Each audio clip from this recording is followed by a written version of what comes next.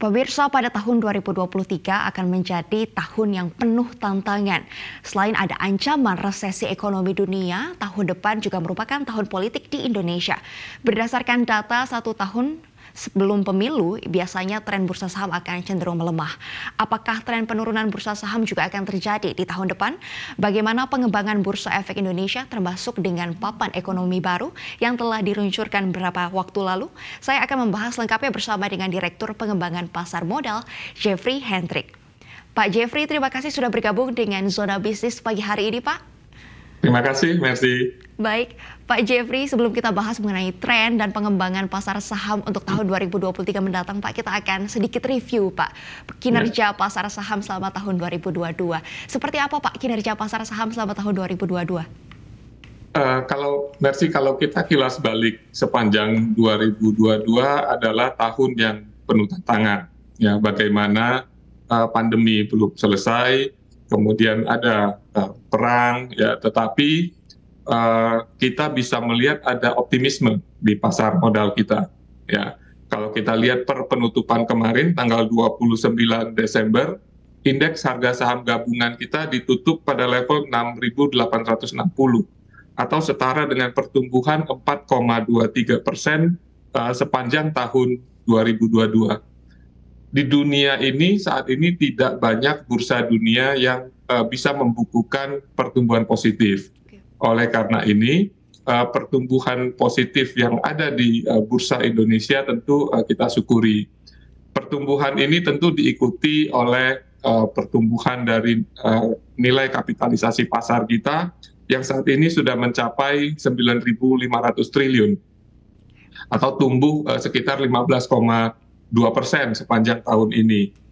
Nah, bahkan kalau kita lihat di bulan September, ya, IHSG kita pernah mencapai nilai tertinggi dalam sejarah, ya, yaitu kita pernah mencapai angka 7.318 saat itu.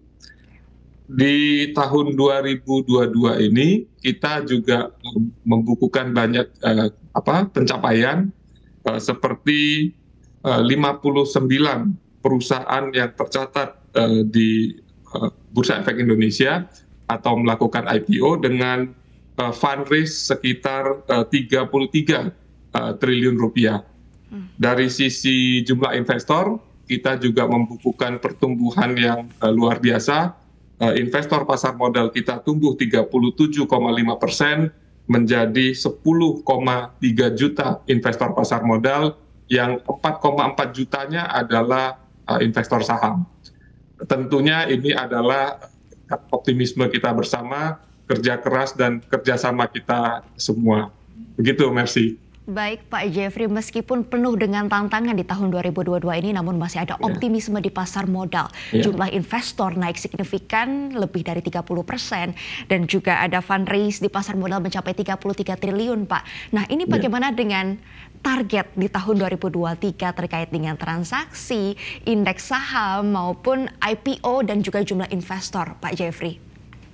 Nah, kalau kita menyimak apa yang disampaikan oleh banyak ekonom maupun para pengambil kebijakan, semua sepakat kalau tahun depan itu kondisi ekonomi global masih akan tidak baik-baik saja.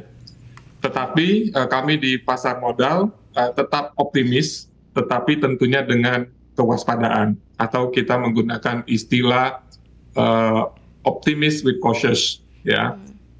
Untuk itu, kami dari Bursa Efek Indonesia sudah mencanangkan beberapa target, seperti untuk nilai transaksi harian yang tahun lalu kita canangkan 13,75 triliun per hari. Untuk tahun 2023 kita canangkan naik menjadi 14,75 triliun per hari.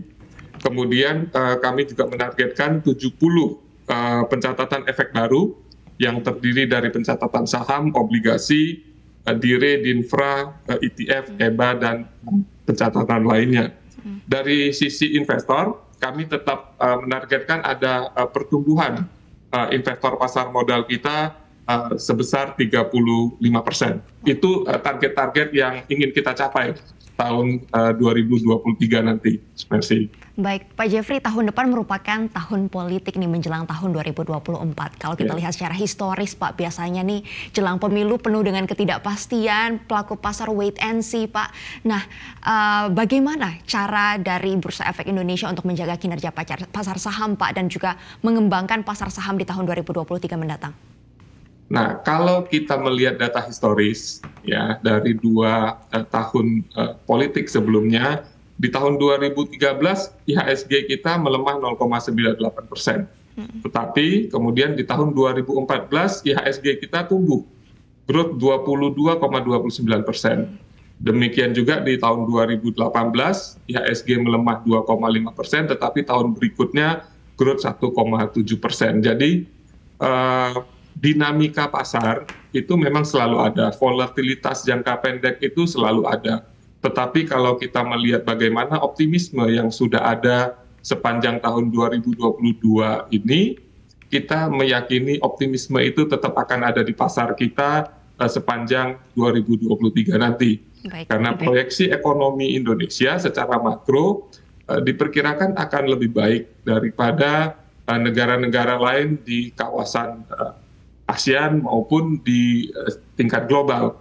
Oleh karena itu, seperti yang tadi sudah saya sampaikan, kami tetap optimis, tetapi tentunya tetap waspada. Fungsi kami adalah menyelenggarakan perdagangan yang teratur, wajar, dan efisien.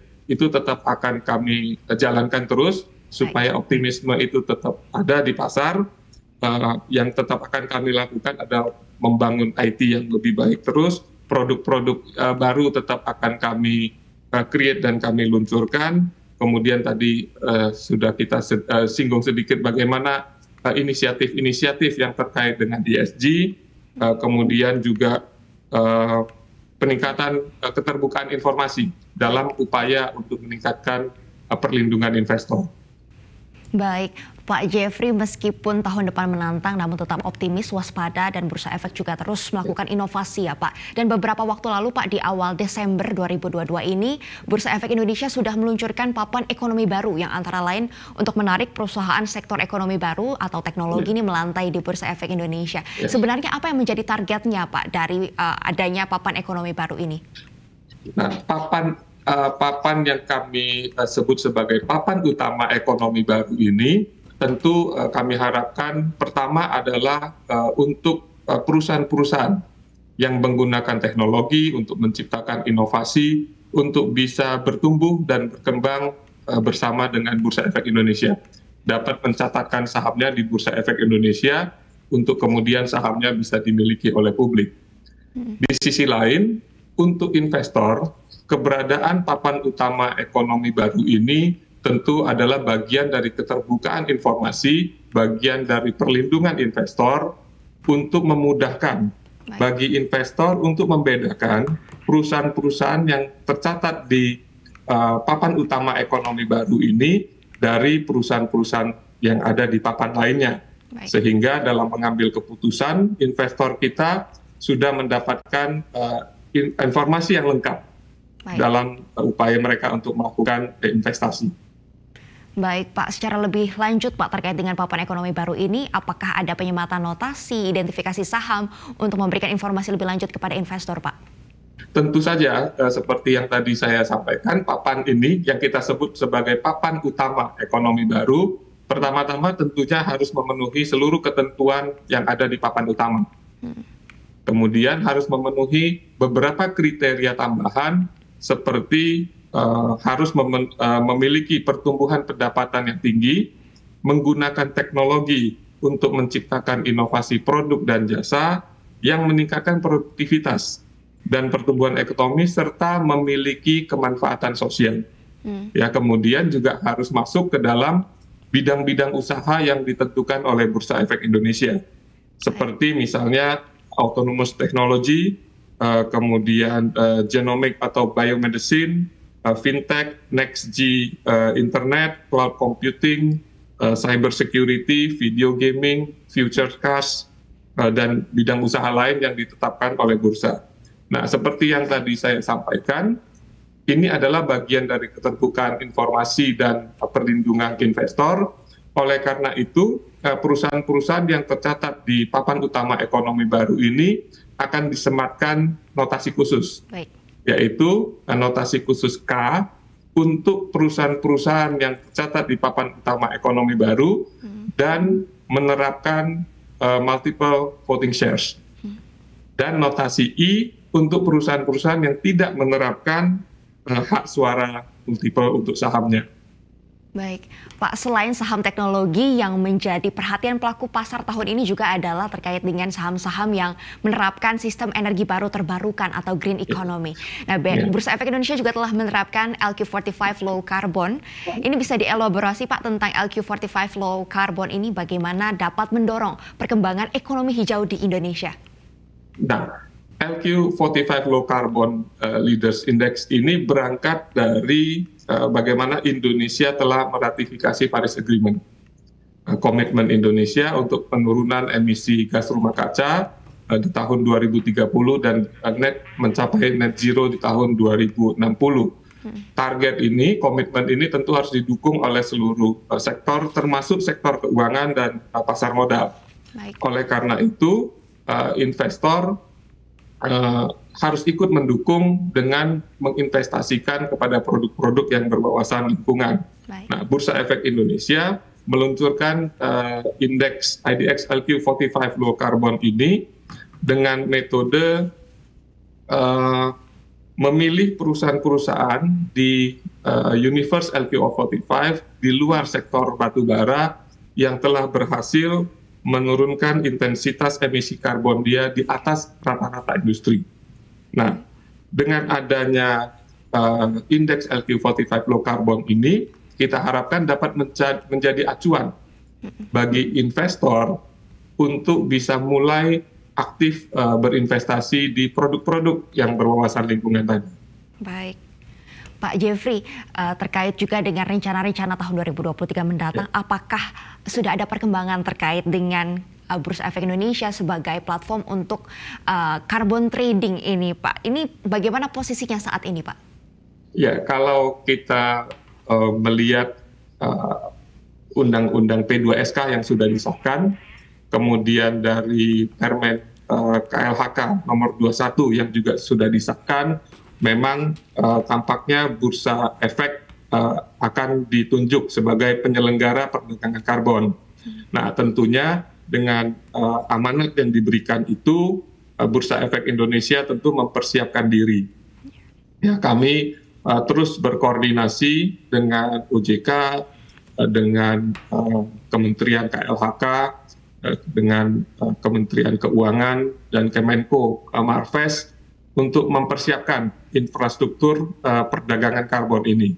Ya, dan mungkin nanti sesuai dengan amanat peraturan 2024 atau 2025 kita sudah akan bisa menyelenggarakan perdagangan karbon di Indonesia. Baik, terima kasih Pak Jeffrey Hendrik sudah bergabung bersama dengan Zona Bisnis pagi hari ini. Sukses sehat selalu Pak. Selamat kembali bertemu di tahun 2023 mendatang. Terima kasih, merci.